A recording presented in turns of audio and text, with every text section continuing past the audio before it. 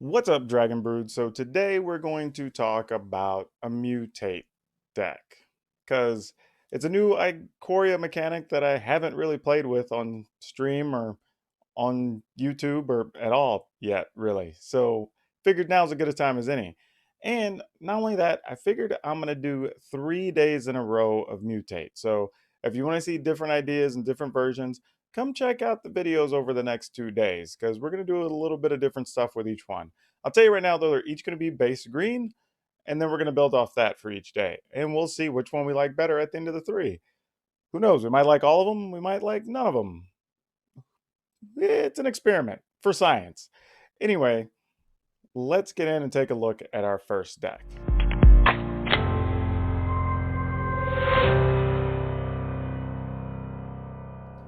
Okay, as usual, I want to tell everybody that we're going to go over the deck and the sideboard, and then we're going to play a few games. And then I tell everybody to hang out to the end of the video because we usually do a review and talk about ways we would change the deck. So you kind of get a head start on the next best version if you watch to the end.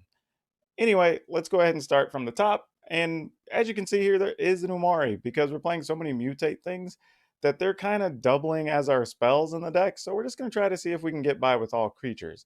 So this version, we're going to be playing JUND, which is mostly black, green, and red. And we're going to see if we can pull that off with this setup.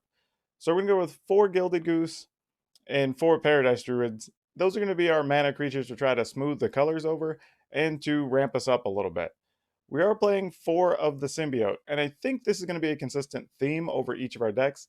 These 12 cards are probably going to be consistent, mostly because the Symbiote does a lot of work for these Mutate decks, and of course, the Goose and the Druid actually are going to carry our mana through for us.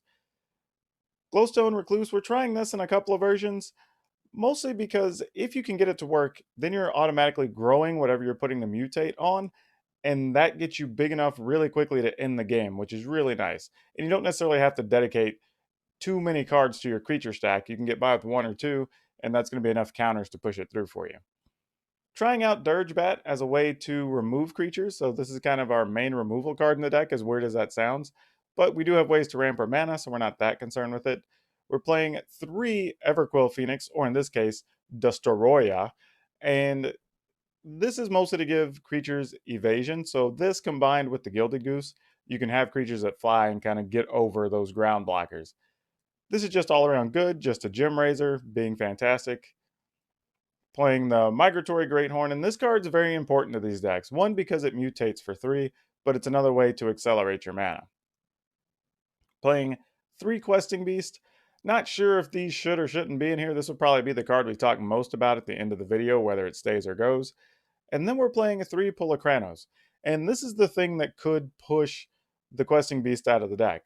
Mostly because for 4 mana, you're getting a 6/6, but the fact that you can mutate onto this means that you swap out a 0/0 for whatever you put on it, so you're getting that upgrade in size plus the 6 counters.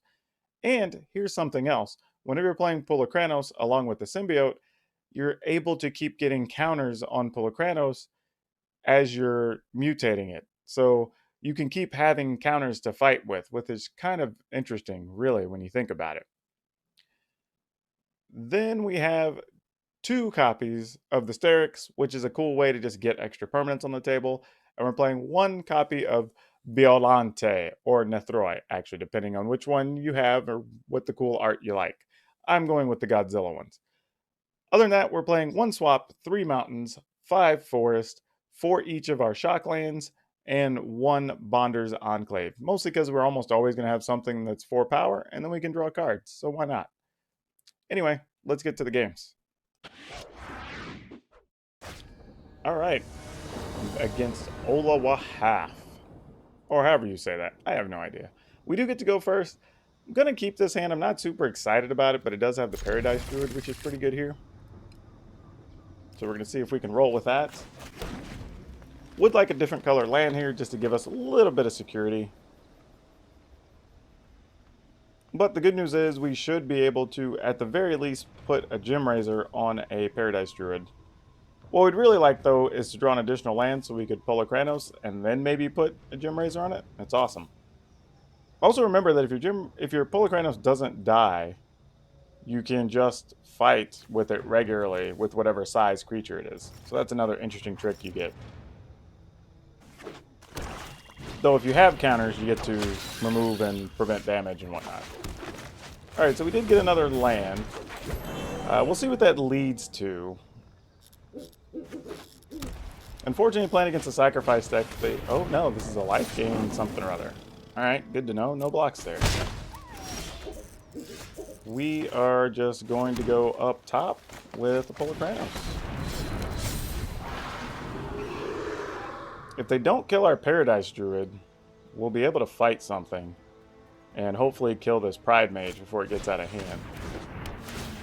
Alright, so it's already going to be a 3-3. Okay, well that's good news. The unfortunate part is they could have something like a Fight as One, which would be kind of bad for us.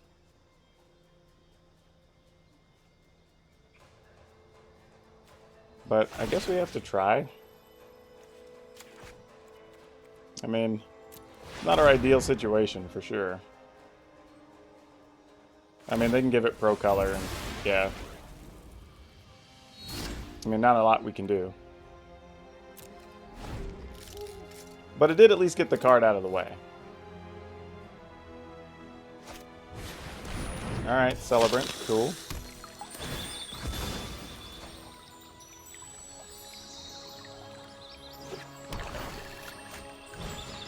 Now, if we could get another black, well, it'd still be too far away. Wouldn't quite fit there.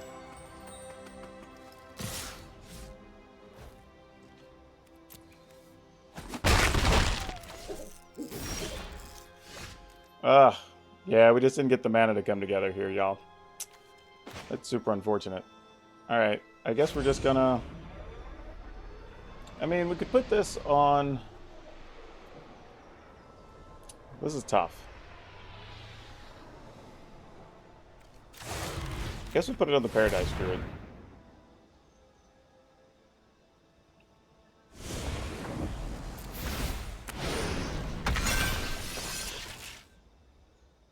I mean, the opponent's technically out of cards here. So, it's kind of just how big is this Ajani's Pride Mate going to get before we decide to fight it.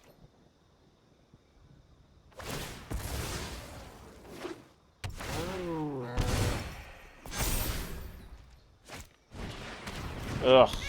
Gross. Okay. I mean, the good news is we can just now get to a point where we can just chump block the Pride Mate, so we don't really care. So, let's just get this out of the way.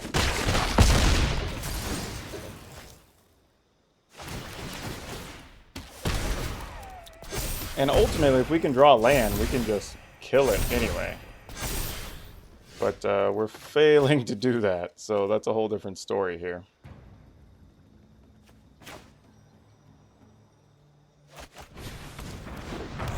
We definitely need that.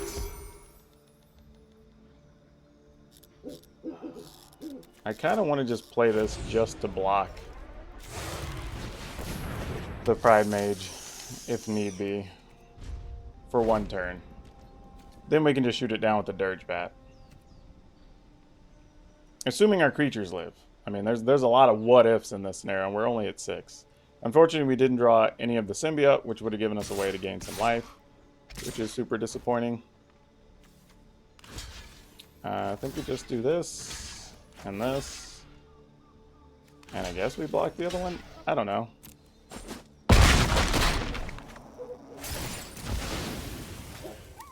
Alright, we're at 5. We're getting into dangerous territory here. Only have that in our yard. Yeah, I think this is where we kind of have to pull the trigger, unfortunately. Kind of start down that road.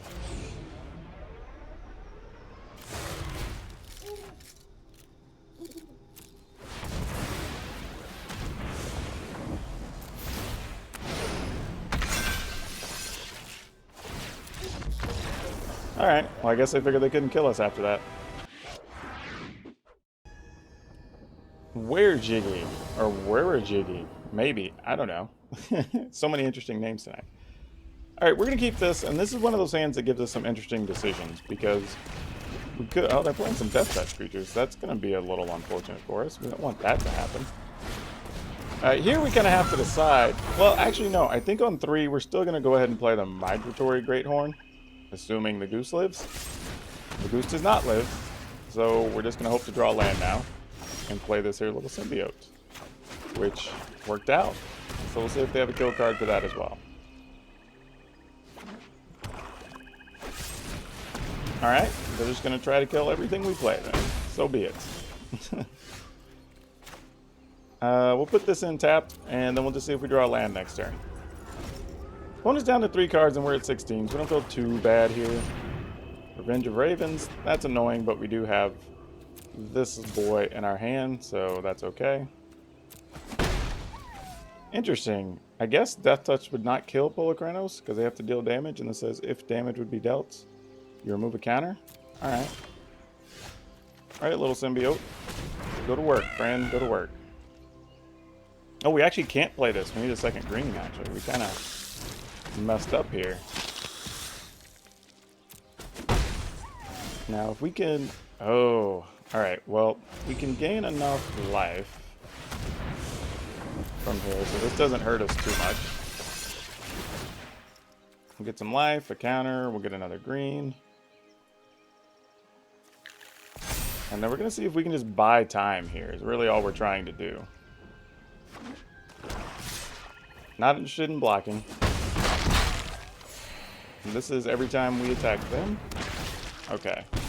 Not when they attack us. Good to know.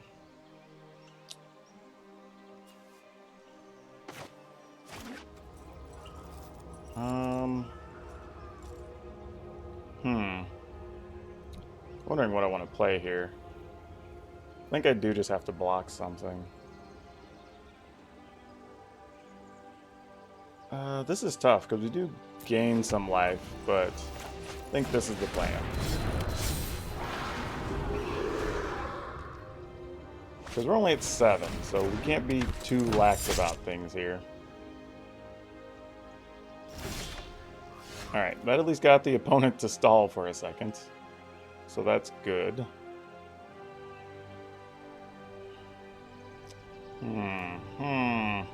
What to do? I'm going to equip this onto... Well, no. I mean, that would get us a creature back, but that doesn't necessarily do anything for us. Alright, the opponent didn't feel like good attacking us, so let's just do this.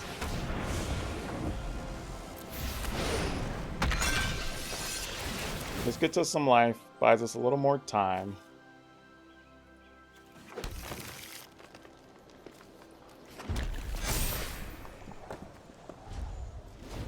We actually also have 3 life, so we're not too bad off here. I'm going to go ahead and crack this while we're not using our mana. So this gives us a lot more wiggle room than we had before, which is huge here. Now we have to decide. We could play this for 4, and then this for 3. Though we wouldn't be able to get this creature back, which is kind of more of what we want. So let's do this.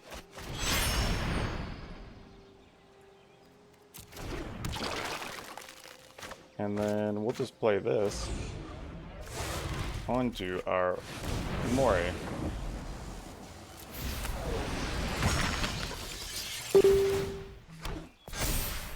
Now if we block, we'll be able to get a creature back. So we don't feel as scary now.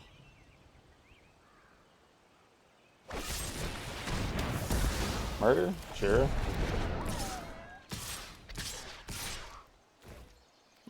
Not gonna block.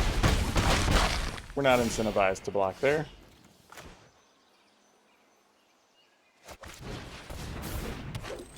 Okay, we'll play this on the Paradise Druid so we can start attacking. Get some more life.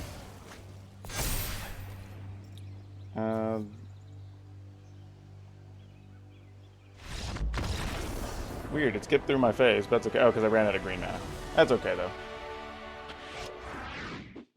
Okay, just getting to play against somebody named Critical.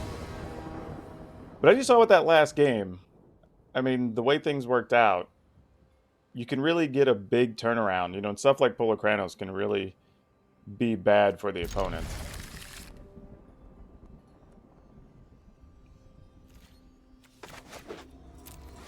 But like I said, it's a pretty neat deck. I don't think it's...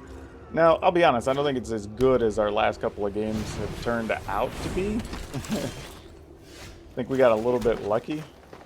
Also a little bit concerning that they're playing giant killers when we're making so many big things. That's not in our best interest, to say the least. Alright, Daxos, we don't worry about too much. Definitely don't want to block that. We can go ahead and run one of these Polar Kranos out there, because why not?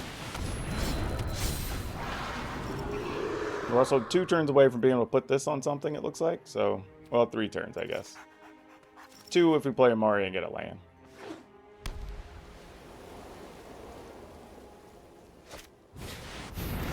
Vanishing Light seems good.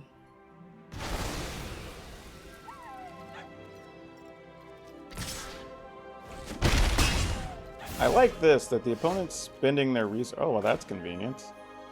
How do we like that?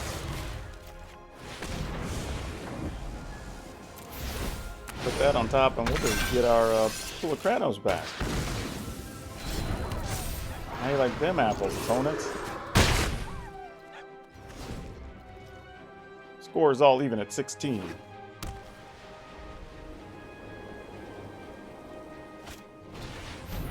Alright, Pride and Hate, sure.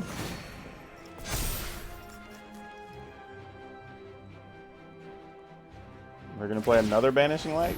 I was going to say, if you really want to do this. That being said, let's go ahead and fight this.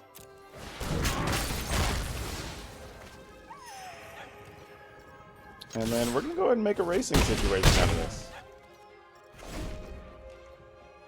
Because with the counters on Polar Kranos, I mean, if we get the right thing to put on it, I mean, we can hit for 6 or 7 with just that alone next turn.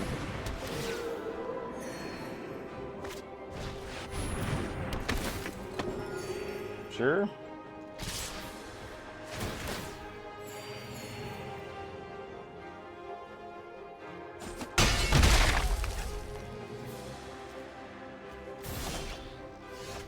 What's cute is we could actually play on this to get them to kill the All-Seed, which is amusing. I just don't even know if that's the best use, though. This doesn't do anything because we don't have anything dead yet. We could just play Amari, just straight up, which is probably good for next time.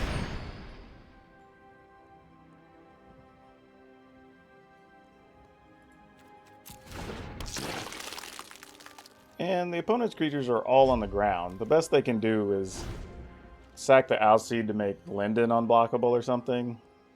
And that's fine. We're at enough life, we're not worried about it. If we really get hard up for life, we could play Biolante on the Polar Kranos and then just start attacking with that.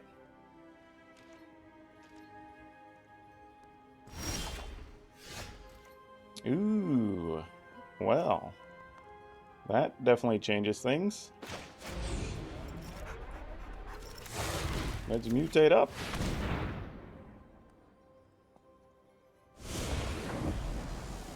How you feel about that, opponent? Let's have words. They can sack and protect one time. Then it's going to get real bad from here.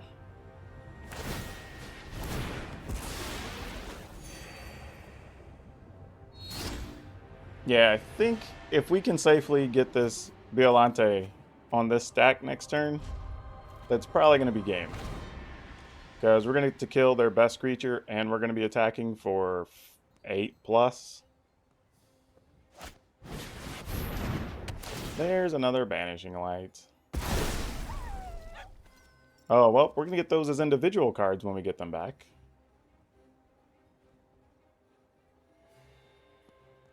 I mean, you can tap, attack for 5. That is a thing you can do, opponent. Problem for them is we're about to get 2 creatures back when we get rid of that Banishing Light.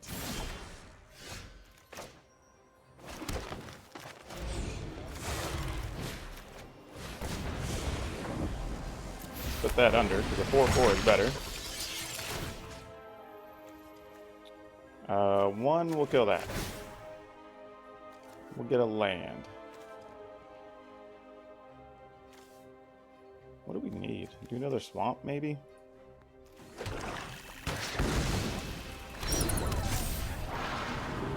And then, while we're at it, we're going to go ahead and just kill Daxos.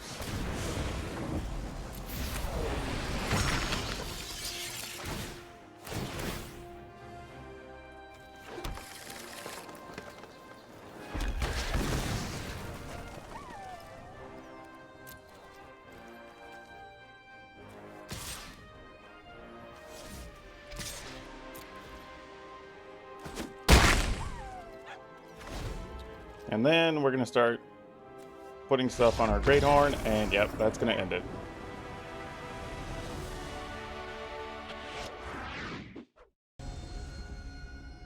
Oh, this looks like a Chinese name. I can't actually read it. It's always interesting when the characters pop up. Okay, this hand's actually not too bad. We get a Goose and a Paradise Druid, so if we get even one more land, we could start doing some really good stuff here. Though, who knows? The opponent could be playing a bunch of spell counters, and maybe we don't do a bunch of anything here. I just have to see how it works out.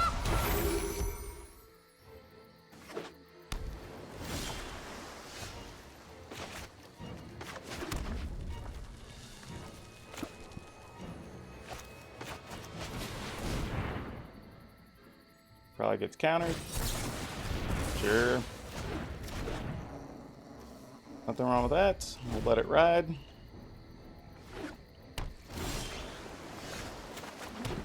Play Goose.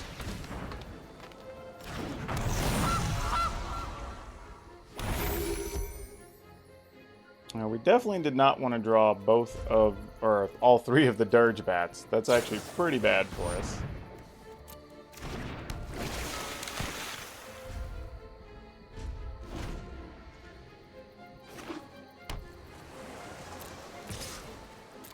Especially without a black land being in play, because we don't have to use both of these to try to get one in play.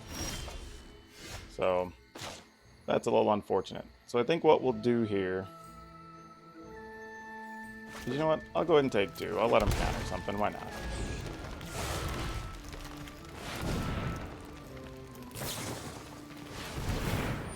Sure, sounds good.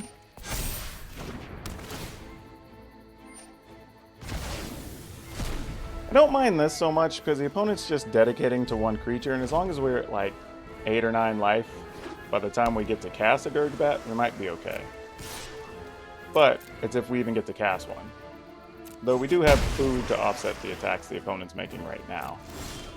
So that's most definitely a thing. I'm going to go ahead and pay the 2 here, just in case, if we need to pay extra mana. Sure. Erasure on a single copy of the thing, no problem. I mean, if the opponent just gets the good draw and has every counter, there's nothing we're going to be able to do about that. We're just going to have to accept it.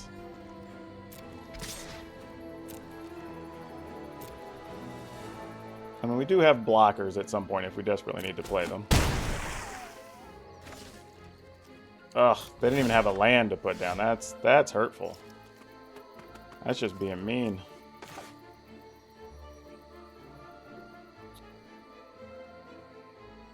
I'm wondering though, yeah, we might as well. Let them counter that too.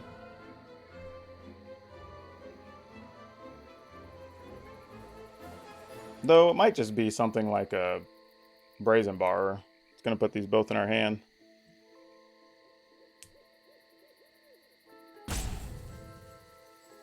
Man, I would like to play this opponent again, because I think we still have a shot, but we just got a bad draw here. Because if we'd have got Great Horns that cost less, or if we'd have got even something like Gym Razors or whatever, we could have really done something here, I think.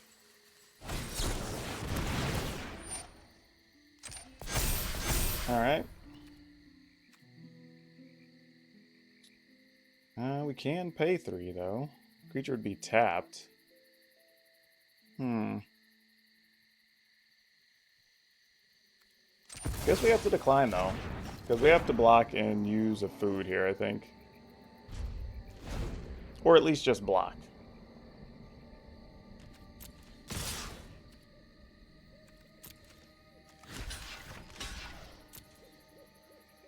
Unfortunately, we didn't draw anything but our expensive stuff here, and that hurts. If we'd even had symbiotes or something, I'd have felt pretty good. Yeah, I'm just going to go ahead and concede this one. Normally, those decks actually aren't that bad. We've beaten them. Obviously, you've seen that on the other videos when we run into those, but not this time. The biggest tooth. Ooh, what do we do with this hand? I'm going to keep it. If we get a land and this lives, we're okay. If it doesn't, we're wrecked. Unless we just top deck land, but that's easier said than done. Especially playing against a red deck. Don't kill it, please. I mean, I guess our backup plan is we have Gilded Goose, so let's say I have 2 kill cards in hand. Oh. Well, that's not the deck we want to see here. Good news is we drew that. That helps a whole heck of a lot, let me tell you.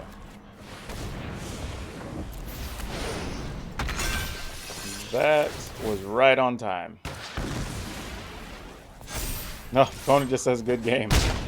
Guess they were leaning on that. Yeah, because now if they play another one, we're definitely going to be able to come after it.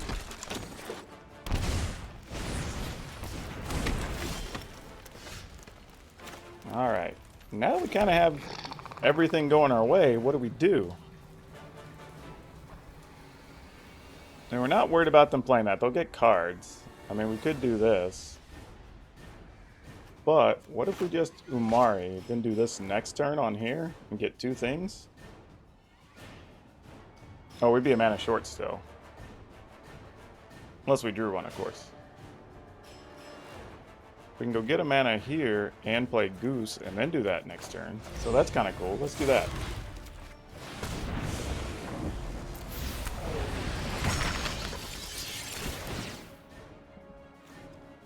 Because I think the opponent is incentivized to just play their Lovestruck on this next turn. Get an attack while we can. Make life easier coming up. And now we could possibly also draw one of the big nightmares to kill a thing, the bats. But this Sterix is going to result in it, what, 3 things? Because it's mutated 2 other times? Yeah. And we're going to have a lot of life, so there's that. 1, 2, 3, 4, 5, 6, if we want to do that. Or we have Umari. I think we do. I think we just do that.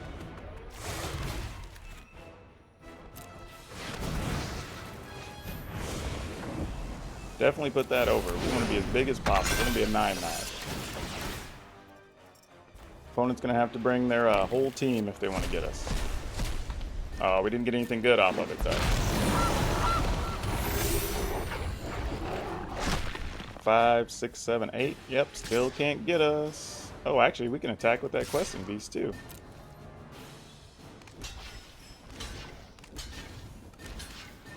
Yeah, that was a good turn, yo.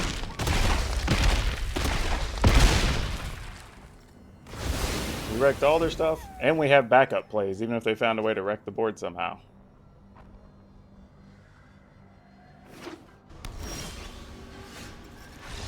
Yep, that's it. And we had a questing beast on top of it, so good stuff. Well, okay, I don't know what that means, if the deck is that good or not, but we did do a very quick 4-1. Probably the fastest we've run through 5 games on any of these deck videos I've done. So maybe the deck's better than I gave it credit for. I think it relies a lot on getting a turn or a 3 mana play as quick as possible, whether it's playing the Great Horn, mutating up a Gem Razor, just something quick to get the ball rolling, and then you're usually pretty good after that. The one loss was to the counterspell deck, but also I think had we drawn any other combination of stuff that was smaller, we probably would have been okay. Because especially when we got to the turn where they need to play the Mystical Dispute, if we were able to pay for it and still block with something, we would have been fine. But unfortunately, we weren't. So it kind of puts us in a weird bind there. But otherwise, I think we did pretty good. I mean, I was very impressed. So this JUND Mutate, first of three, did all right. I am very impressed. Very impressed.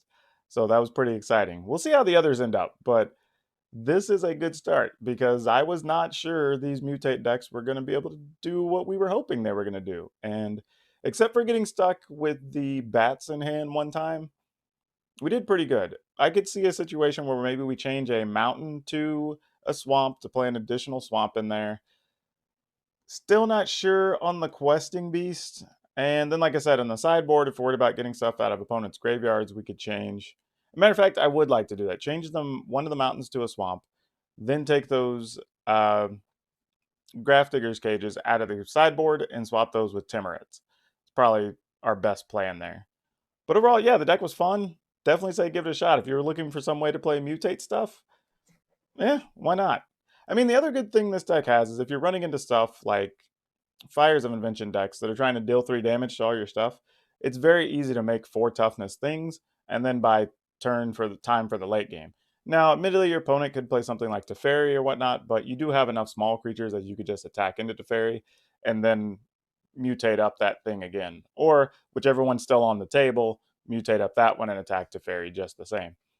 And then just see what happens after that. But overall, yeah, this is cool. I dig it. This is a pretty sweet deck. I am definitely looking forward. Like at first, I thought this experiment was going to be a little bit difficult and just like miserable to do, but I'm looking forward to playing the other decks now. So let me know what you think in the comments down below. If there's some other cards you'd try in this version of the deck. Also, remember to like this video, and if you haven't, please subscribe to the channel. And remember to hit the bell for notifications so you can find out when I have the other Mutate decks up and come check them out.